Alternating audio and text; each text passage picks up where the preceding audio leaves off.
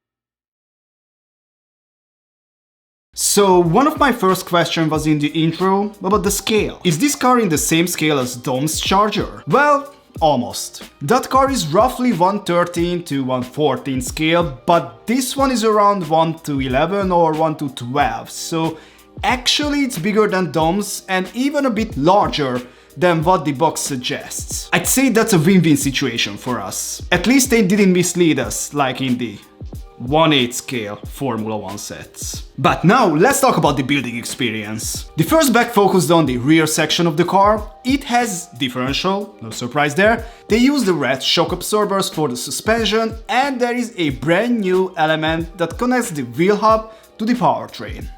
Then I had to add these ball elements, also brand new pieces, which play a key role in the drift function. Next up was the drift mechanism. It's basically a Technic frame connected to the balls plus a simple switch.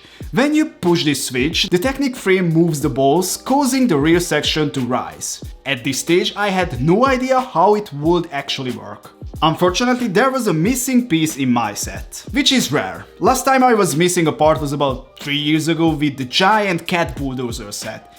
And I beat sets at least twice a week, so yeah, this is a rare occasion. And how do I know something is definitely missing? Because they included a totally irrelevant piece in the bag. One that doesn't belong in this set at all.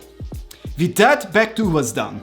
The base of the rear and the part of the chassis was assembled, including the drift mechanism.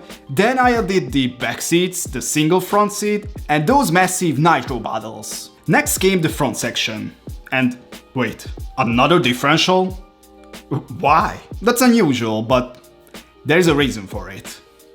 I built the front suspension, again, using the red shock absorbers, and this part included a new wishbone element. It serves the same purpose as the old one, but it's much shorter. Then I moved to the engine, the RB26 DATT. It's a 2.6 liter inline-six twin-turbo engine.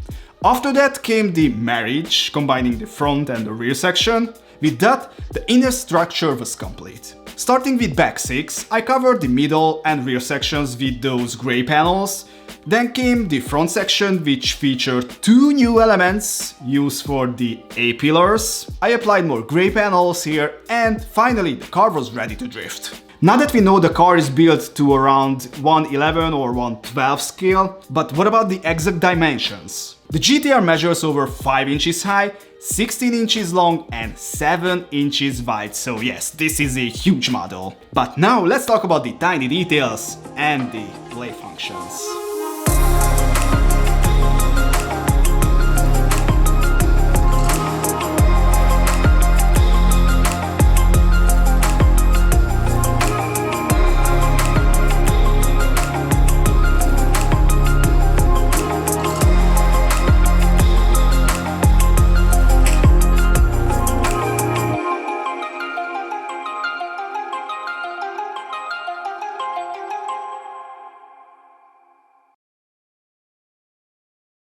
This car obviously is in stock. Brian installed a C-West body kit, a blue striped vinyl wrap, HRA rims and C-West spoiler wing. And all of that is perfectly represented in this LEGO form. The front bumper is more aggressive than the stock version, and the blue racing stripes are actually brick built, just like the headlights. They are not 100% accurate, but I prefer this brick build approach over the stickers. There are still plenty of stickers though, like the front grille, the GTR badge and the blinkers. As expected, the hood pops open and underneath is the RB26 DETT engine. It's the same 2.6 liter inline-six twin turbo I've mentioned before. If it's the stock version, it produces around 280 horsepower due to the gentleman's agreement, but I'm pretty sure Brian made some adjustments. As for the LEGO version, it's not the most detailed engine bay I've ever seen, but at least they represented the inline-six and the pistons move up and down as usual. And I can show you the steering mechanism here too. If I turn the knob on the top, the wheels turn and the mechanism is fully visible, which I love. I always appreciate when Technic sets let you see how things work. Oh, and if we are here, look at those brand new rims. They are almost perfect replicas of the real HRA rims from the movie. But in this LEGO set, only the wheel covers are new. There are just decorative pieces like in the Speed Champion sets. Behind them is the same old black rim. But the covers work great. Much better than the generic rim. Bravo! The car can bounce, thanks to those red shock absorbers. However, this car suffers from the same problem as almost every other Technic car. The body is a bit high. and it would look better with a lower profile. Moving on to the doors, yes, tons of stickers were used here. Every single stripe you see here had to be applied by hand. Aligning them wasn't easy. Only one element, the rear fender, was printed. But thankfully the stickers match the shade of blue and grey well, so you don't notice any differences. And these grey fenders are new elements, or at least new in this color. Naturally you can open the doors, and surprise surprise, on this side you'll find these nitro bottles. This car is a right-hand drive version. So go to the other side, open the door, and you'll find the steering wheel, which is connected to the system. When you turn the knob on the top, the steering wheel turns too. Inside there is a gauge cluster with sticker details and even a seatbelt sticker on the bucket seat. And again, this isn't a stock car. Check out those huge side skirts. I love them. Now, the rear of the car, it's awesome too. The only thing I don't like is the blocky C-pillar. It's look odd without the curvature of the rear windshield. But other than that, this section is brilliant. I love the brick-built taillights, the wider rear bumper, the Toyota tire stickers, the license plate, and the giant exhaust. The rear spoiler is adjustable and you can open the trunk, though there is no audio system, because that space is taken up by the drift mechanism. And speaking of that, how does this drift mechanism actually work? At first, the car rolls like any other. But if you push down the, let's call them training wheels, everything changes. Once activated, the rear section goes up a little bit, the rear wheels spin much faster than the front ones. Remember, there is a small transmission-like mechanism in the car. With this move, the rear wheels will go to the second gear, but the front isn't. This is why we have a second differential in the front axle. And how do you actually drift? Just push the car sideways, it slides on the training wheels, and because the rear wheels are spinning faster, it looks like the car is drifting. Genius. Finally, a truly new mechanism in the Technic lineup. So overall, this isn't just a great looking display piece. It includes an exclusive, never before seen feature, the car is large, uses clever building techniques, introduces a bunch of new elements, and finally brings something new to the team. This is the perfect Fast and Furious set for sure. I just wish they made the Supra in this scale too, because compared to this, that one feels more like a joke. So guys, now is your turn. What do you think of this set? Do you like this new drifting mechanism? Let me know in the comments below, and if you like what you saw, please hit that like button and don't forget to subscribe. See you in the next one. Bye bye.